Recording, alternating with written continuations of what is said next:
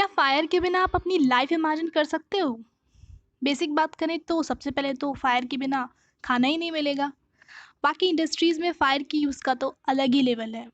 और फिर चाहे इंसान कितना ही प्रिमिटिव रहा हो, अपने फूड के लिए तो उन्होंने फायर का यूज़ ज़रूर किया होगा। लेकिन क्या आपने कभी सोचा है कि खाने के अलावा आज से 20 लाख साल पहले के लोग फायर को कहाँ यूज़ करते होंगे? Hello everyone, welcome to learn with her. And we are continuing this chapter 2 of class 6 history with this part 3. सबसे पहला टॉपिक है फाइंडिंग आउट अबाउट फायर। पहले लोग फायर का यूज़ करते थे, इसके बारे में हमें पता कैसे चला? तो एक जगह है कुन्नूल केव्स जो आंध्र प्रदेश में है। यहाँ पर ऐश मिले हैं। आग जलने के बाद जो राख बन जाती है वो ऐश। ज़मीन में मिली ये राख बताती है कि लाखों साल पहले हंटर गैदरर्स आग के बारे में जानते थे। वो हंटिंग करते थे तो मीट कुक करने के लिए फायर का यूज़ करते होंगे। और आज हमारे पास लाइट्स हैं, बट वो फायर से रात में उजाला करते होंगे। और शायद जानवरों को डराने के लिए भी आग का यूज़ किया जाता होगा। और फिर होता है एक बदलाव इन्वायरमेंट में। इस बदलाव की वजह से लोगों में भी बदलाव आया। जब ठंड से धीरे धीरे गर्मी होने लगी। तो कैसे? करीब 12,000 साल पहले इस दुनिया का क्लाइमेट चेंज होता है। ठंडे क्लाइमेट से धीरे धीरे गर्म मौसम होने लगा। और इस चेंज की वजह से कई एरियाज़ में ग्रासेस उगने लगी। घासें उगी तो घास खाने वाले कई जानवर की तादाद भी बढ़ गई, जैसे डियर, शीप, गोट वगैरह। और इन जानवरों का शिकार करने वाले यानी हंटर्स वो इन एनिमल्स को फॉलो करने लगे।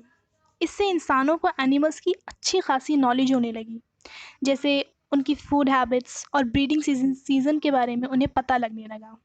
और यही वो टाइम था जब इंसानों ने हंटिंग से आगे सोचना शुरू किया। वो एनिमल्स को पालने लगे, उनको हर्ड और रियर करने लगे। हर्डिंग मतलब बहुत सारे जानवरों को चराना और रियरिंग मतलब जानवरों को पालकर बड़ा करना। पहले से ज़्यादा लोग अब फिशिंग भी करने लगे थे।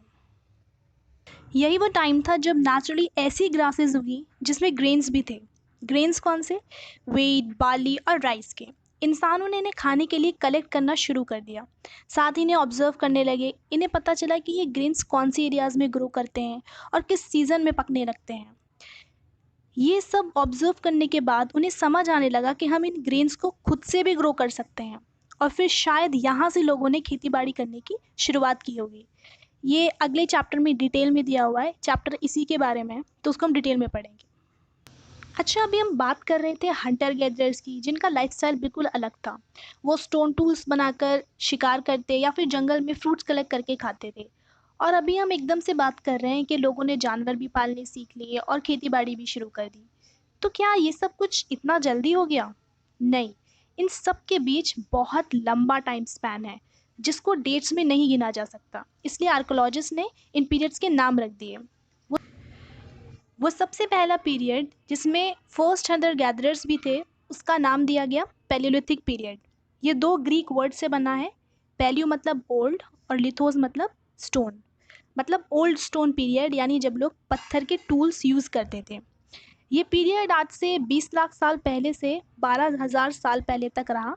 और क्योंकि ये बहुत लंबा पीरियड है, इसलिए उसको 3 पीरियड में फर्दर डिवाइड किया गया है। लोअर, मिडिल और अपर पैलियोलिथिक पीरियड। और ये पूरा पीरियड ह्यूमंस की 99% हिस्ट्री कवर करता है।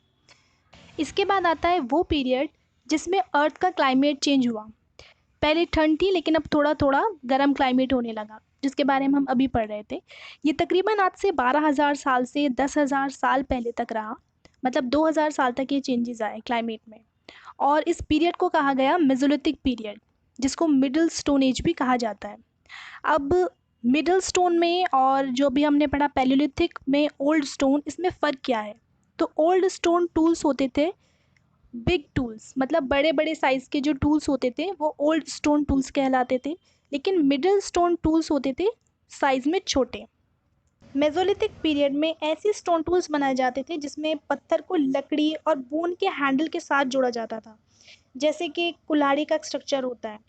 और इस पीरियड के टूल्स को कहा जाता है माइक्रोलिथ्स। माइक्रो मतलब स्मॉल और लिथ्स मतलब स्टोन, मतलब स्मॉल स्टोन टूल्स बनाए जाते थे।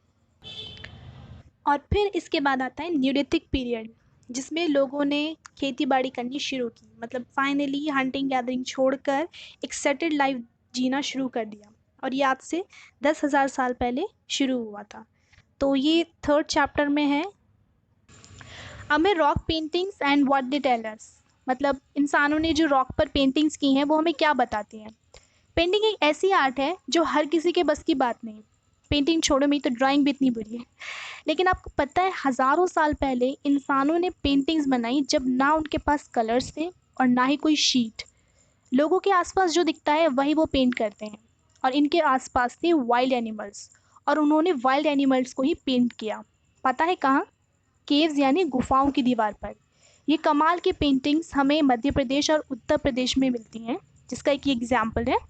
कुछ पेंटिंग्स हमें फ्रांस में भी मिली हैं जिसमें वाइल्ड एनिमल्स को पेंट किया गया है, वो भी ब्राइट कलर्स में। और पता है उन्होंने कलर्स किस चीज़ के बनाए? मिनरल्स के, जैसे आयरन और तारकोल।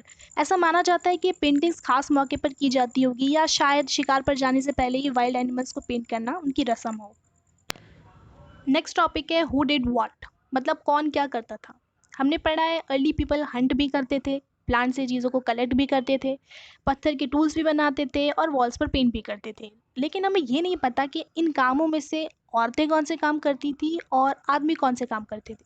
दो ही बात हो सकती है, या तो सारे काम दोनों अंकल आंटी मिलकर करते होंगे, या फिर कुछ काम सिर्फ वुमेन करती होंगी और कुछ मैन। Not important. नेक्स्ट है अ क्लोजर लुक खांसी, जो कर्नाटका में है। इस जगह पर हमें बहुत सी पैलोलिथिक साइट्स मिली हैं, मतलब अर्ली पीपल के एविडेंस मिले हैं। जैसे कुछ साइट्स पर टूल मिले हैं, और क्योंकि वहाँ पर लाइमस्टोन यानी चूना पत्थर था तो लोगों ने इसी पत्थर के टूल्स बना लिए। और ये शायद हैबिटेशन कम फैक्ट्री साइट्स थी, मतलब यहीं टूल्स बनाते थे और यहीं रहते थे। तो हमने पढ़ा यूजेस ऑफ फायर, मतलब फायर की यूज़ के बारे में कि लोग पहले कैसे फायर को यूज़ करते थे। फिर हमने पढ़ा इन्वायरमेंट चेंज के बारे में कि किस तरह से कोल्ड क्लाइमेट से वार्म क्लाइमेट हुआ। फिर उसकी वजह से ग्रासेस ग्रो हुई तो एनिमल्स का नंबर इंक्रीज़ हुआ, फिर लोग उन्हें हर्ड और रियर करने लगे। फिर लोगों को ग्रोइंग ऑफ ग्रीन्स के बारे में भी पता चला। फिर हमने देखा किस तरह से हिस्टोरियंस ने पीरियड्स को डिवाइड कर रखा है, पैलेलिथिक, मेसोलिथिक और न्यूलिथिक में। फिर रॉक पेंटिंग्स के बारे में हमें बहुत कुछ पता चलता है। लोगों ने वाइल्ड एनिमल्स को पेंट किया हुआ है जो कि केव वॉल्स पर हैं। फिर हमने देखा कि अर्ली पीपल के बहुत सारे काम होते थे जिसको कुछ मेन करते थे और कुछ वुमेन करते थे। तो here the chapter is over. We'll come with the new chapter with next video. Till then, bye bye.